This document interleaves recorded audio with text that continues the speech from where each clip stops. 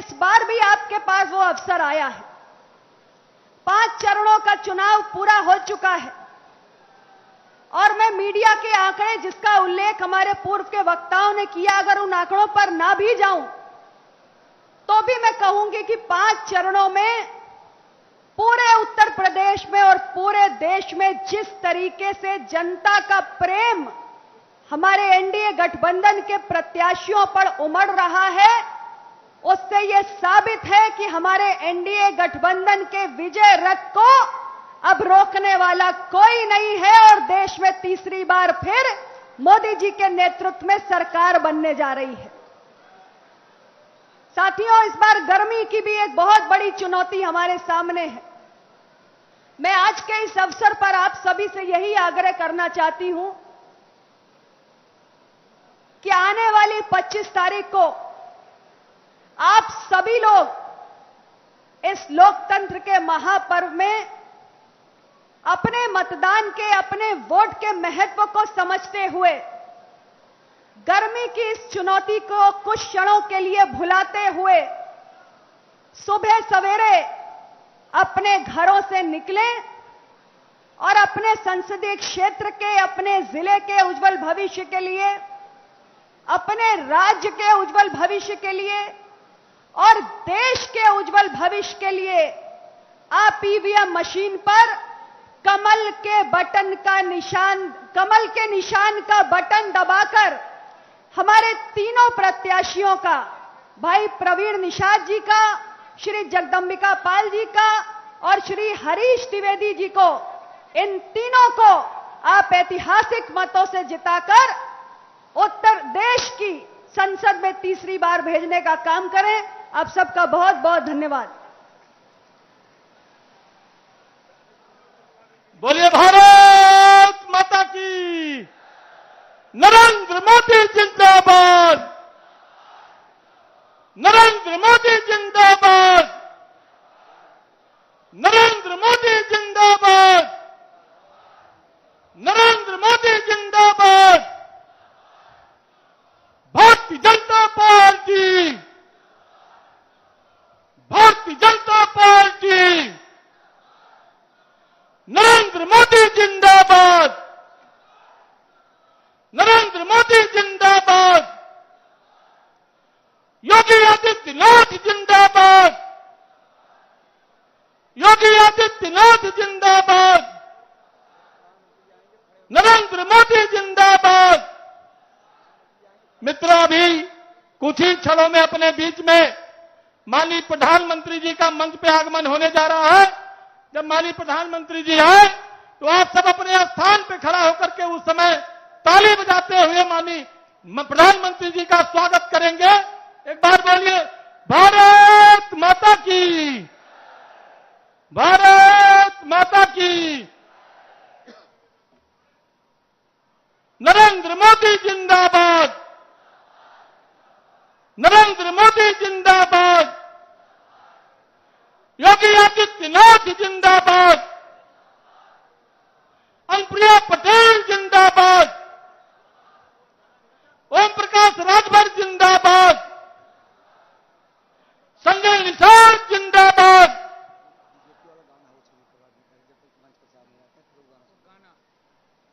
हमारे जो माइक के साथी हैं वो जो नमो ऐप का जो गाना चलना है वो प्ले कर दें। माननीय प्रधानमंत्री जी आने वाले हैं, उस गाने को प्ले कर दें। It's 12:31 p.m. अविलंब।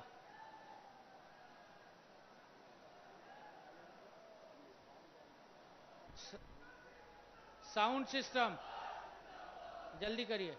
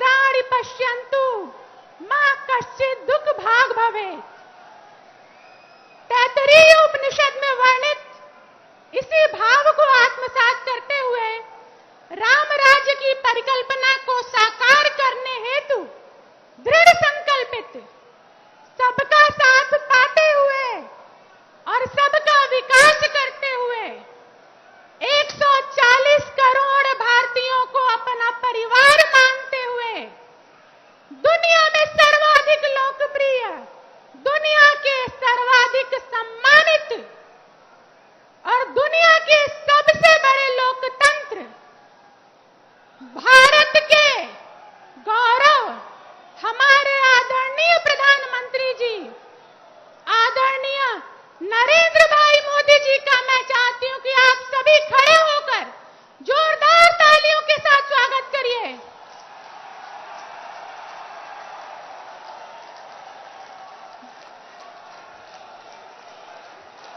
मोदी मोदी मोदी मोदी मोदी मोदी। अब मैं आग्रह करूंगी उत्तर प्रदेश के यशस्वी मुख्यमंत्री, हम सभी के अभिभावक आदरणीय योगी आदित्यनाथ जी महाराज से और हमारे तीनों प्रत्याशियों से कि आप सभी माननीय प्रधानमंत्री जी का स्वागत करें, अभिनंदन करें।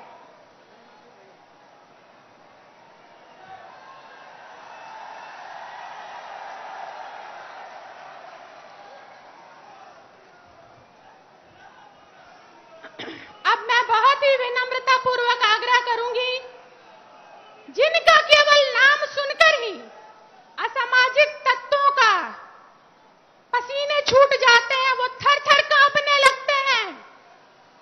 सुदृढ़ कानून व्यवस्था, विकास के साथ साथ विरासत को भी संरक्षित करने के लिए उत्तर प्रदेश को सर्वोत्तम प्रदेश बनाने के लिए संकल्पित हम सभी के अभिभावक यशस्वी तपस्वी माननीय मुख्यमंत्री आदरणीय योगी आदित्यनाथ जी महाराज से कि वो आए और अपने स्वागत उद्बोधन से हम सभी का मार्गदर्शन करें।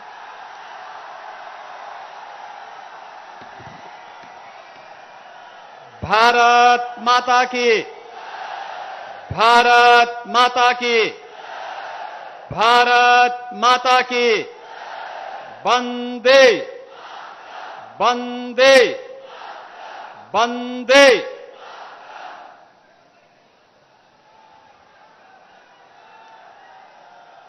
भारत के अंदर सांस्कृतिक नवजागरण के पुरोधा दुनिया के सबसे लोकप्रिय राजनेता,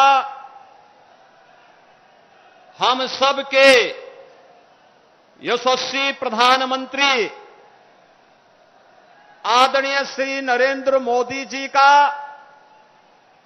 महर्षि वशिष्ठ की इस साधना भूमि में प्रभु श्री राम और चारों भ्राताओं के पुत्रेष्टि यज्ञ की इस पावन धरा में मैं आप सभी बस्ती वासियों की ओर से जनपद सिद्धार्थ नगर और जनपद संत कबीर नगर वासियों की ओर से हृदय से अभिनंदन करता हूं, स्वागत करता हूं। मंच पर उपस्थित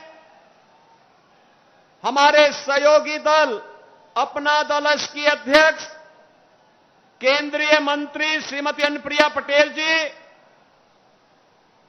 निषाद राज पार्टी के अध्यक्ष प्रदेश सरकार में मंत्री श्री संजय निषाद जी, सुहेल देव राजभर पार्टी के अध्यक्ष और प्रदेश सरकार के मंत्री श्री ओम प्रकाश राजभर जी, बस्ती के लोकप्रिय सांसद और भारतीय जनता पार्टी के प्रत्याशी श्री हरीश द्विवेदी जी, डुमरियागंज से लोकप्रिय सांसद और भारतीय जनता पार्टी के प्रत्याशी श्री जगदंबिका पाल जी,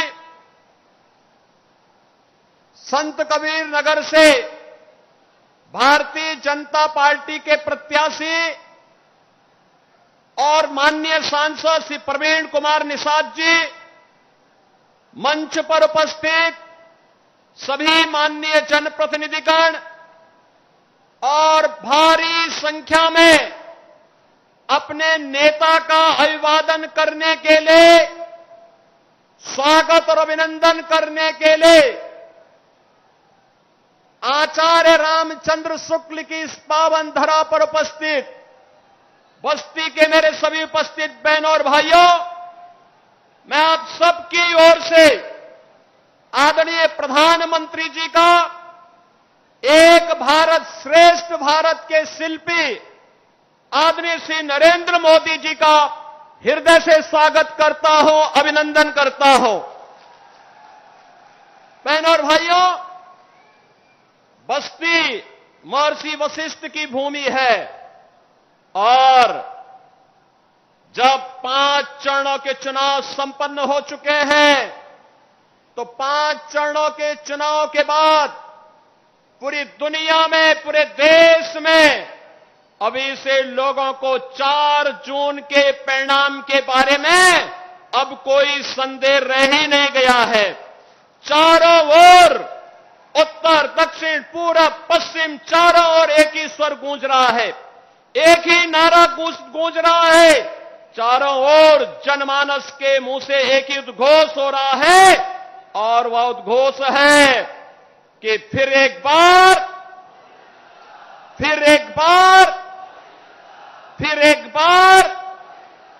अब की बार 400 पार की जब बात होती है तो समाजवादी पार्टी और कांग्रेस का जो इंडी गठबंधन है, इनको चक्कर आने लगता है। चक्कर इसलिए आने लगता है कि दोनों मिलकर के भी 400 सीटों पे चुनाव नहीं लड़ रहे हैं।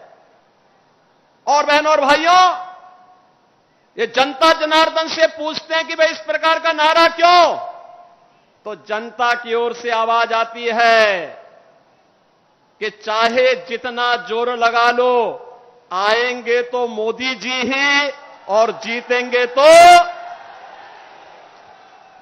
एक ही स्वर गूंजता है। वो पूछते हैं कैसे, तो जनता जनार्दन कहती है जो राम को लाए हैं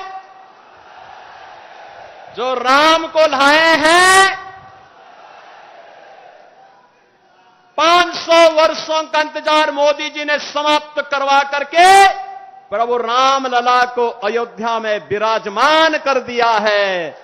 और बहनों और भाइयों, भारत के विरासत का यह अद्भुत विकास और विरासत का अद्भुत संगम जो आज आपको दिखाई देता है, कोई सोचता था गोरखपुर में एम्स होगा, कोई सोचता था कि इस पूरे क्षेत्र में, जहां पहले गोरखपुर में एक मेडिकल कॉलेज था, पूर्वांचल में बीएचयू और गोरखपुर में मेडिकल कॉलेज के अलावा कहीं मेडिकल कॉलेज नहीं, आज गोरखपुर में एम्स, महाराजगंज में मेडिकल कॉलेज, सिद्धार्थनगर में मेडिकल कॉलेज, बस्ती में मेडिकल कॉलेज, एक लंबी श्रृंखला, हर जनपद में मेडिकल कॉलेज की स्थापना का कार्य। और 40 वर्ष से इंसेफ्लाइटिस जैसी बीमारी से यहां का मासूम दम तोड़ता था, मोदी जी ने यहां के बचपन को बचाने के लिए स्वच्छ भारत अभियान, हर घर नल योजना और मेडिकल कॉलेज जैसी स्वास्थ्य सुविधाएं देकर के जो उपकार किया है, बहनों और भाइयों, उसके प्रति कृतज्ञता ज्ञापित करने का अवसर है हमारे पास 2024 का ये लोकसभा चुनाव। बहनों और भाइयों, राम भक्तों, रामद्रोहियों के बीच में चल रहा है वर्तमान का ये संग्राम भारतीय जनता पार्टी के नेतृत्व में आत्मनिर्भर और विकसित भारत के लिए मोदी जी की लीडरशिप में हम सब आपसे यही अपील करने के लिए आए हैं। ये क्षेत्र कभी तरसता था कि एक चीनी मिल चल जाती, आज नई चीनी मिलें चल रही हैं, गन्ना मूल्य का भुगतान हो रहा है। गोरखपुर में कांग्रेस के समय में बंद हुआ फर्टिलाइजर कारखाना फिर से चालू हो चुका है, अपनी क्षमता से 110% क्षमता का से काम कर रहा है।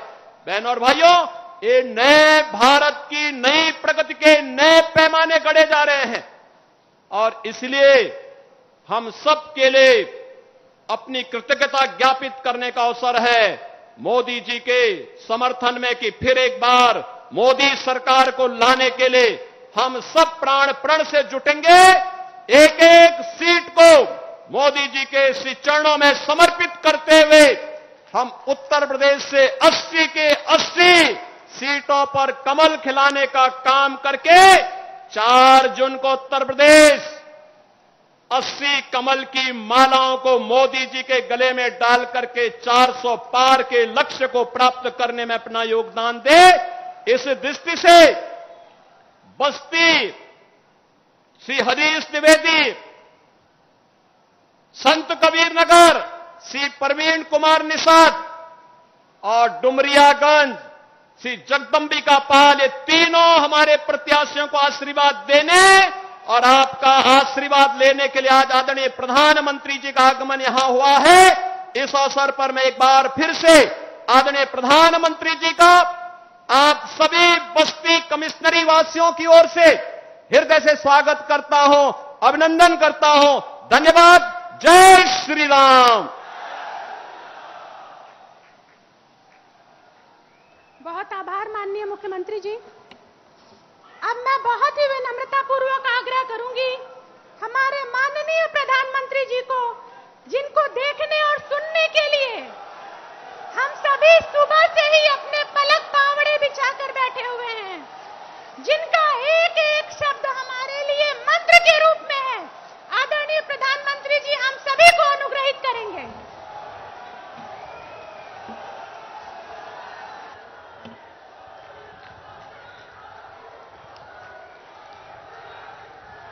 भारत माता की, भारत माता की, भारत माता की। सब भैया बहनीन का राम राम।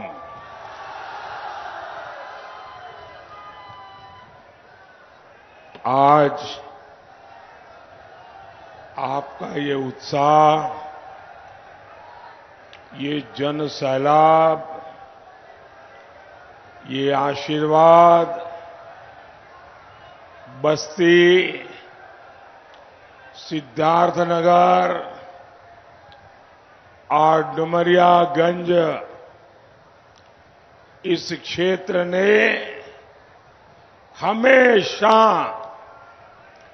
मुझ पे भरोसा किया है,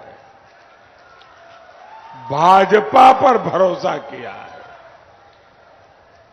हमारे काम पर भरोसा किया है, हमारी बात पे भरोसा किया है, हमारे वादों पर भरोसा किया है, हमारे इरादों पर भरोसा किया है। और इसलिए मैं आपके इस भरोसे पर खरा उतरने में न पहले कोई कमी छोड़ी है, न आगे कोई कमी छोड़ूंगा।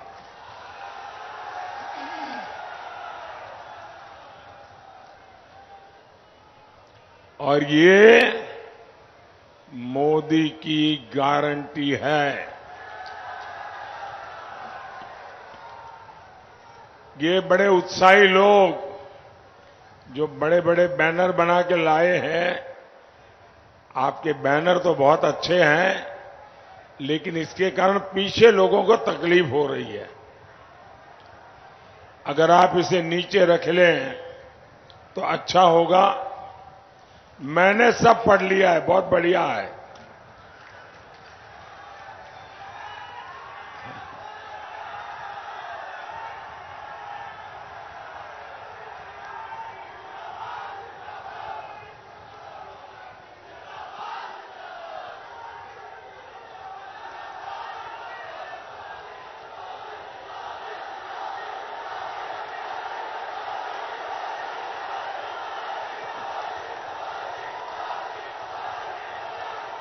ये एक और दूसरे खड़े हो गए, आप भी नीचे रख दो। आप तो मुझे ही लेकर के आ गए हो, इसको नीचे रखिए मैडम, पीछे लोग परेशान हो रहे हैं जी। मैं पहले भी इसी मैदान में आपके बीच आ चुका हूं, लेकिन आज जो सभा में देख रहा हूं, इसके पहले मुझे ऐसा दृश्य देखने का सौभाग्य नहीं मिला था।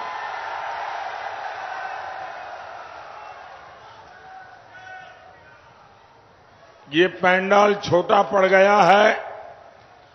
बहुत लोग मैं देख रहा हूं पीछे धूप में तप रहे हैं और दोपहर की ये चिलचिलाती धूप, इसमें आप तपस्या कर रहे हैं मुझे आशीर्वाद देने के लिए। जो लोग धूप में तप रहे हैं, मैं सबसे पहले उनकी क्षमा मांगता हूं कि हमारी व्यवस्था जरा छोटी पड़ गई और आपको धूप में तपना पड़ रहा है, इसलिए मैं आपको क्षमा मांगता हूं। दूसरा, मैं आपको भरोसा देता हूं, मैं आपकी ये तपस्या कभी बेकार नहीं जाने दूंगा। मैं ज्यादा मेहनत करके, विकास करके, प्यार से आपकी इस तपस्या को विकास के रूप में लौटाऊंगा।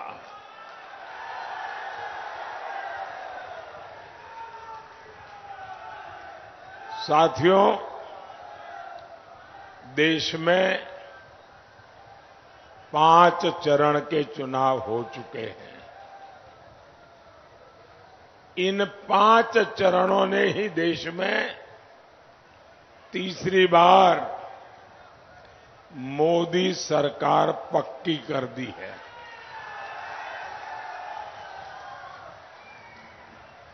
और इसके लिए आपको इधर उधर देखने की जरूरत नहीं है। आप इंडी अलायंस वालों के बयान देख लीजिए, हर कोई अलग अलग आंकड़ा बताता है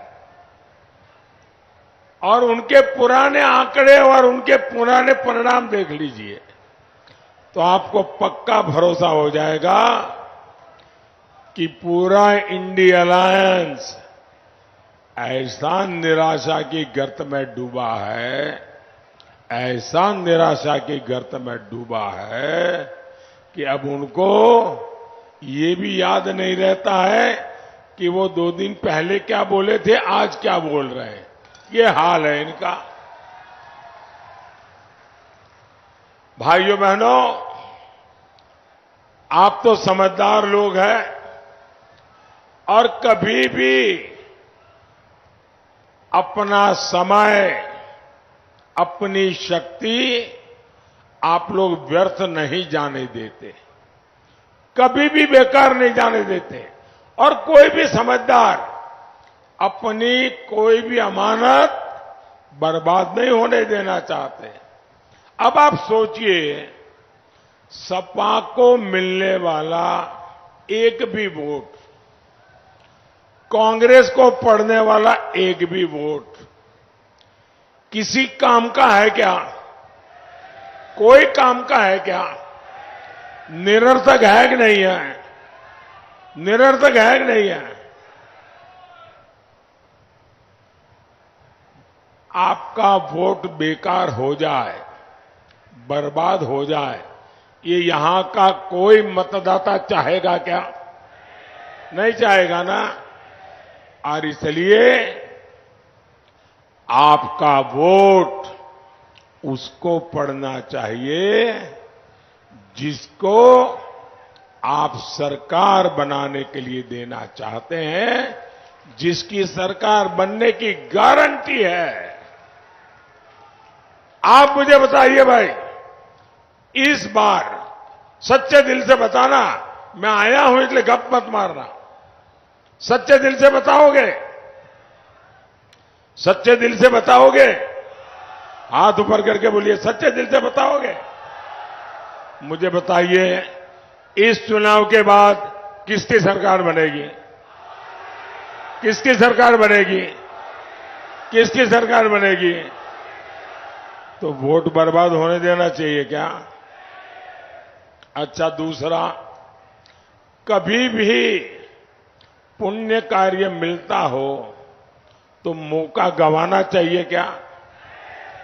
भाई अब तो पुण्य कार्य मिलने ही वाला है, मेरा क्या जाता है, मैं तो नहीं जाऊंगा तो भी चल जाएगा, मोदी की सरकार बनना तो पक्का है, तो आपको पुण्य मिलेगा क्या?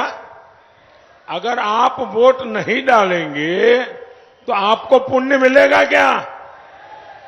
आज 80 करोड़ लोगों को मुफ्त खाना मिलता है, मुफ्त राशन मिलता है, तो वो आशीर्वाद देते हैं कि नहीं देते हैं? आपको पुण्य मिलता है कि नहीं मिलता है? लेकिन अगर आपने वोट नहीं दिया होगा तो वो पुण्य आपके खाते में जमा होगा क्या? तो मैं इतने अच्छे काम करने वाला हूं, हर काम से पुण्य मिलने वाला है, वोट देने वाले को वो पुण्य जरूर पहुंचने वाला है।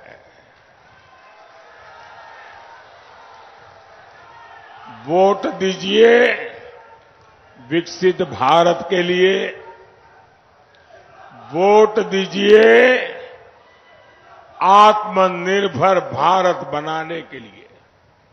साथियों, 22 जनवरी 2024 इस देश में बहुत लोग हैं जिनको अपने बेटे का जन्मदिन याद नहीं है, अपनी पत्नी से बात करते हैं, शादी की तारीख भूल जाते हैं, लेकिन इस देश के बच्चे बच्चे को पता है 22 जनवरी 2024।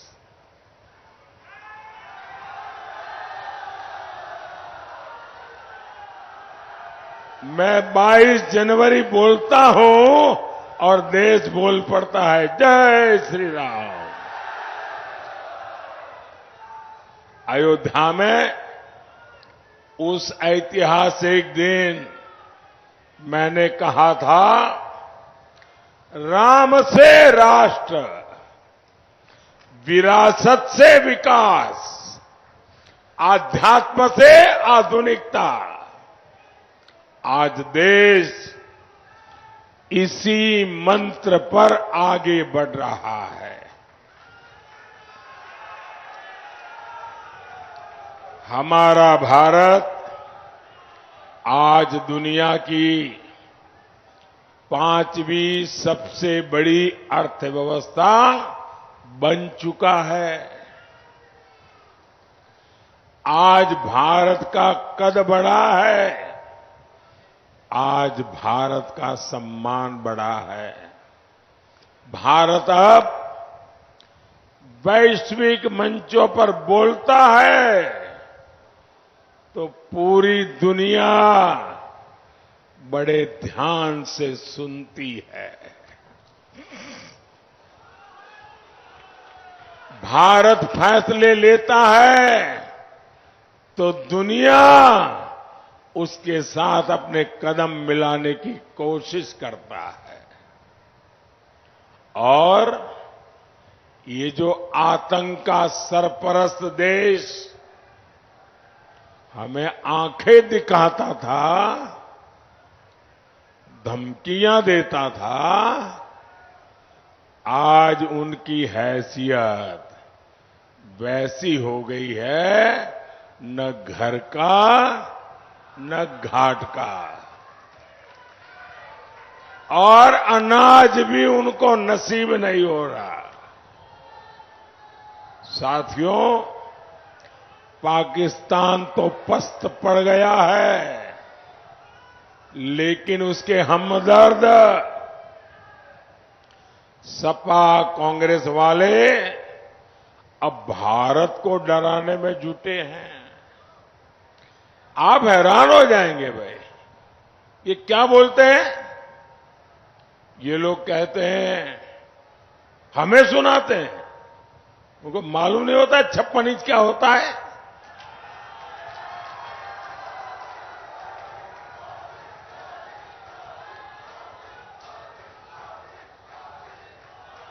ये कहते हैं पाकिस्तान से डरो, और फिर क्या कहते हैं? पाकिस्तान से डरो उसके पास एटम बम है, एटम बम।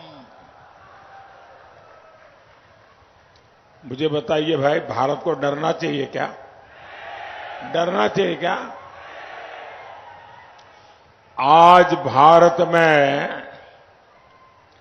कांग्रेस की कमजोर सरकार नहीं, आज भारत में मोदी की मजबूत सरकार है। अगर डरना है तो वो लोग डरे जो मानवता में विश्वास नहीं करते, जो आए दिन खून की नदियां बहाते हैं। डरना है तो वो डरे। और भारत न किसी को डराना चाहता है, लेकिन भारत हमें डराने वालों को कभी भी बख्शेगा नहीं, ये भी साफ है। और इसलिए भारत आज घर में घुसकर मारता है।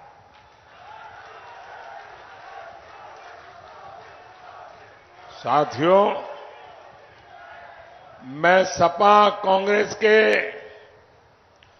दोनों शहजादों की फ्लॉप फिल्म की बार बार रिलीज से हैरान हूं। ये दोनों शहजादे अब मिलकर अफवाह उड़ा रहे हैं। ये कहते हैं यूपी की 79 सीट जीत जाएंगे। मैं पहले सुना करता था कि लोग दिन में सपने देखते हैं। मुझे अब पता चला दिन में सपना देखने का मतलब क्या होता है।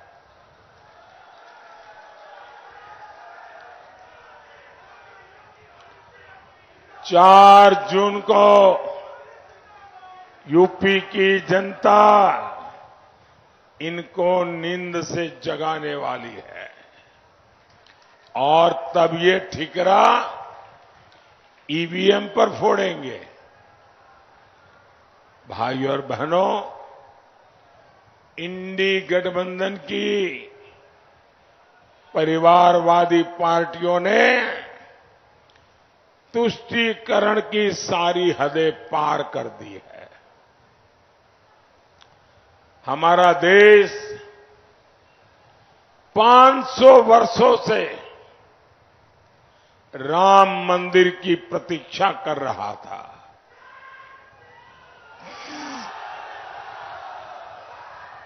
लेकिन ये इंडी वालों को राम मंदिर और राम से परेशानी है।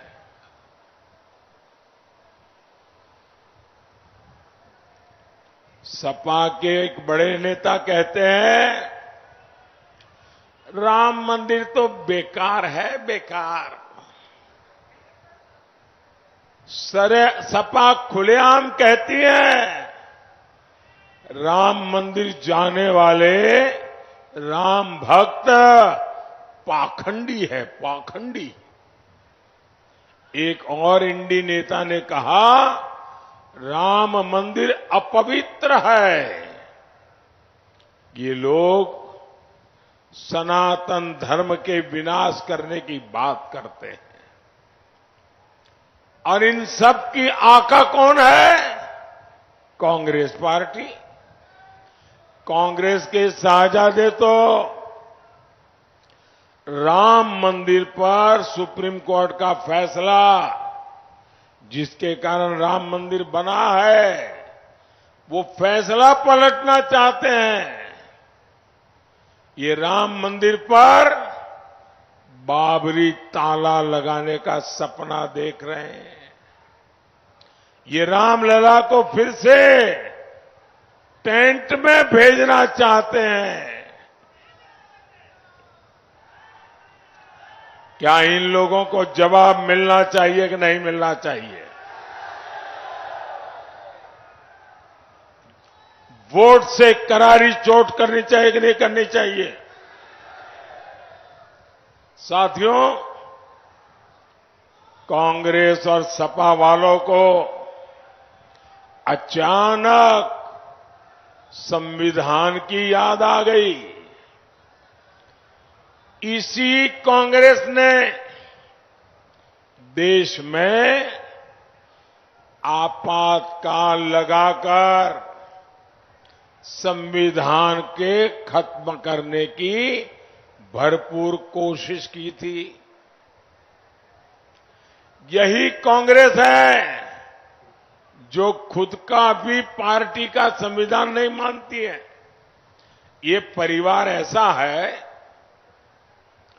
कि बिहार के अति पिछड़े समाज के एक व्यक्ति सीताराम केसरी कांग्रेस पार्टी के अध्यक्ष थे। इनको पिछड़ों और अति पिछड़ों पे पता नहीं क्या नाराजगी है। एक शाम को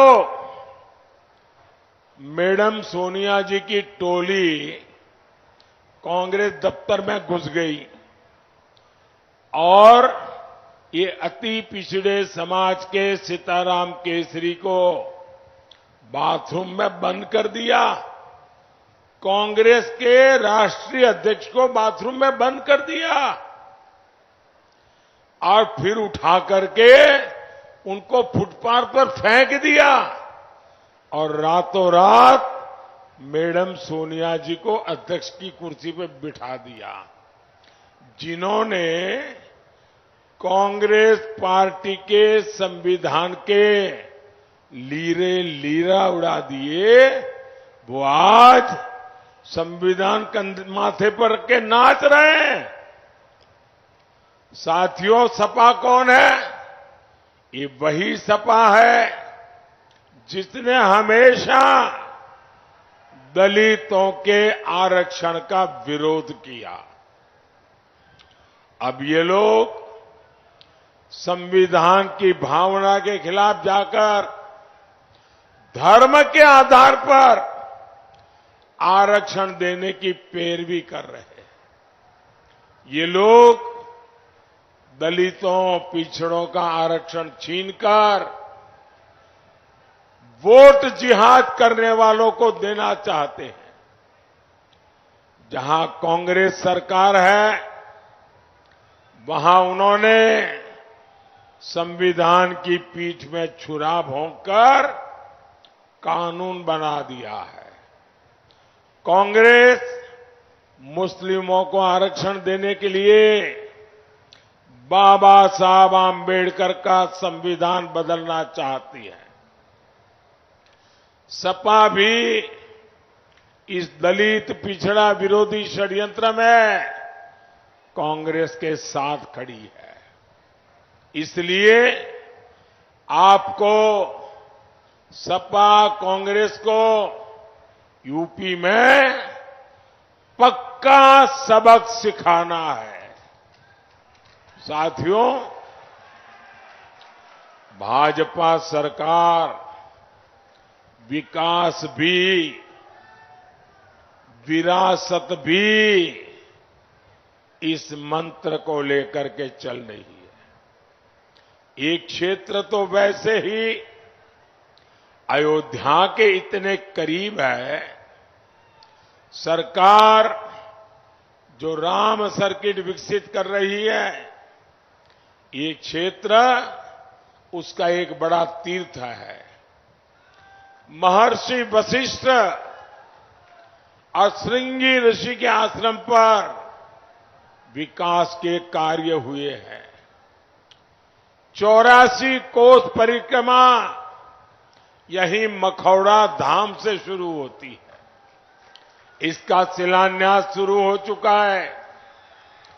यहां राम जानकी मार्ग का विकास हुआ है।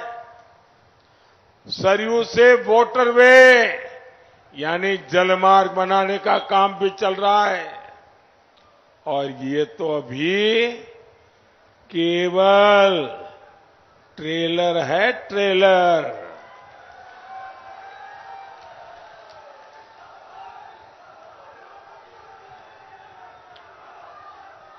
अभी तो ये ट्रेलर है, बहुत बड़े बड़े काम आगे करने हैं। साथियों, सपा ने यूपी को केवल बदनामी दी थी। हमारी बहन बेटियों का घर से निकलना मुश्किल था। लोग जमीन खरीदने से डरते थे। जमीन खरीदी तो कोई न कोई माफिया कब्जा कर लेता था। आपको याद है ना, कैसे गुंडे माफिया सपा के मेहमान होते थे। दंगाइयों को स्पेशल प्रोटोकॉल मिलता था। आतंकवादियों को जेल से छोड़ने का फरमान जारी होता था। इसलिए मैं कहूंगा, इस चुनाव में ऐसी कोई गलती नहीं करनी है जिससे इन लोगों का हौसला बढ़े। साथियों, बीजेपी को यूपी में बहुत समय पुराने गड्ढे में यूपी को जो गाड़ दिया था ना, उस गड्ढे को भर करके यूपी को बाहर निकालने में योगी जी और उनकी पूरी सरकार को बहुत ताकत लगानी पड़ी है।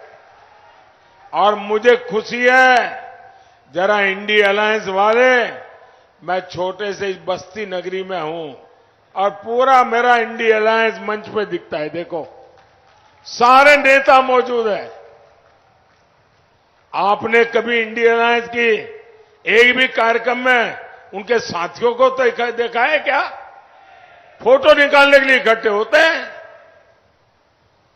सपा ने इस क्षेत्र को बर्बाद करने में कोई कोर कसर बाकी नहीं छोड़ी थी। गन्ना किसानों को भुगतान नहीं दे होता था। और अभी योगी जी ने बताया, चीनी मिलों को कोड़ियों के दाम बेचा जाता था। सड़कों की हालत बदहाल थी। मैंने आपसे वादा किया था, ये हालत मैं बदलूंगा। मैंने 2017 में कहा था, यहां बंद चीनी मिलों को शुरू कराऊंगा। मुंडेरवा पिपराइच में वो वादा पूरा हुआ। किसानों की आय बढ़े, इसके लिए हमारी सरकार इथेनॉल यूनिट भी लगा रही है। भाइयों बहनों, बस्ती, सिद्धार्थनगर और डुमरियागंज की कनेक्टिविटी बढ़ाने के लिए भी लगातार काम हो रहा है।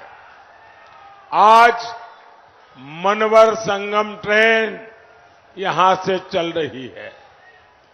गोरखपुर लिंक एक्सप्रेस हो, बस्ती पीलीभीत 4 लाइन हाईवे हो, बस्ती रिंग रोड हो, इस क्षेत्र की तस्वीर बदलने वाली है। इससे बस्ती के चीनी उद्योग को, संत कबीर नगर के पीतल से बने उत्पादों को और महाराजगंज के फर्नीचर उद्योग को नई ताकत मिलेगी। युवाओं को रोजगार मिलेगा। साथियों, 25 मई को आप मेरी तरफ देखिए, भारत माता की जय श्री राम। 25 मई को आपका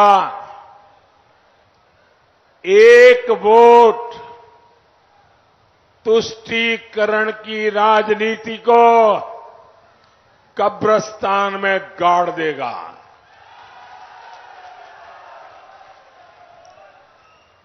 आपका एक वोट देश का भविष्य सुनिश्चित करेगा।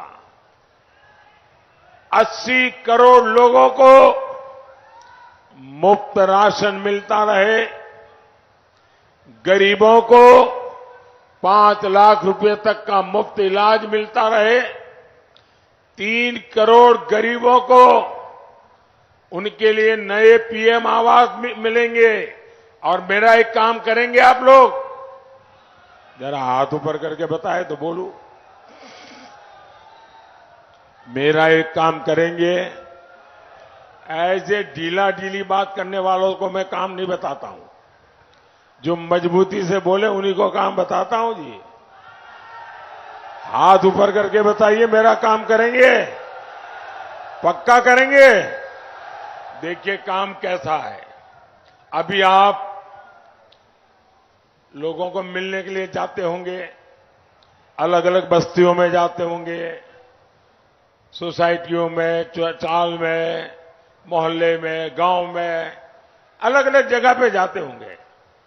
कहीं पर भी आपको कोई परिवार झुग्गी झोपड़ी में जिंदगी गुजारता नजर आए, कहीं भी आपको कोई परिवार कच्चे मिट्टी के टूटे फूटे मकान में नजर आए, तो उसको जाके कह देना, उसका एक तो नाम पता लिख करके मुझे भेज देना, और उसको कह देना 4 जून को मोदी सरकार बनने के बाद उसको भी पक्का घर मिल जाएगा।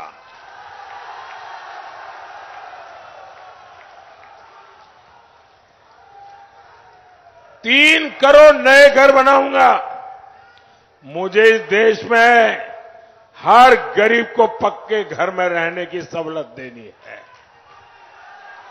तो आप घर घर जाके मेरा इतना काम करेंगे, और आप मन में झिझकना मत कि ये मैं तो कह दूंगा और कुछ नहीं होगा तो फिर तो मुझे पकड़ेंगे। मैं आपको गारंटी देता हूं, आप ही यहां जितने लोग हैं ना, मेरे लिए तो आप ही मोदी है। आप मोदी से जरा भी कम नहीं है। तो लोगों को बताइए, उनको घर मिलने की गारंटी है।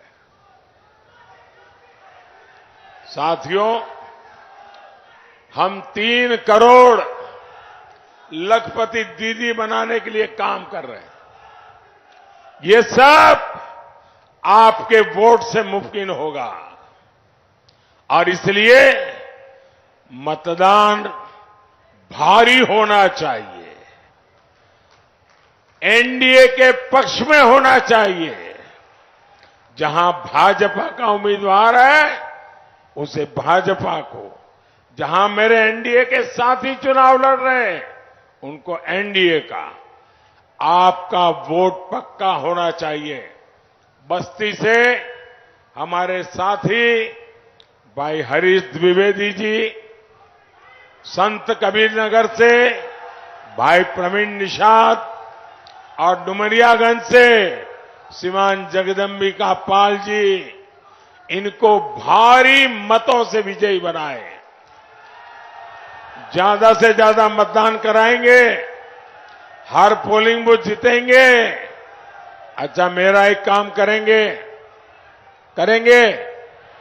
घर घर जाना और हर परिवार में जाना, हर परिवार के लोगों को मिलना, और परिवार के सबके साथ बैठ करके कहना कि हमारे मोदी जी आए थे और मोदी जी ने आपको राम राम कहा है। हर घर में मेरा राम राम पहुंचा दोगे? हर घर में मेरा राम राम पहुंचा दोगे? एक और काम करना है, करोगे? आपके हर गांव में आपके कोई तीर्थ देवता होंगे, गांव में कोई मंदिर होगा जहां गांव के लोग जाते होंगे, वहां भी जाकर के मत्था टेकना और कहना कि विकसित भारत के लिए हे देवाधिदेव हम सबको आशीर्वाद दो। इतना काम हर गांव में, हर तीर्थ क्षेत्र में जाकर के करना। मेरे साथ बोलिए, भारत माता की, भारत माता की, भारत माता की।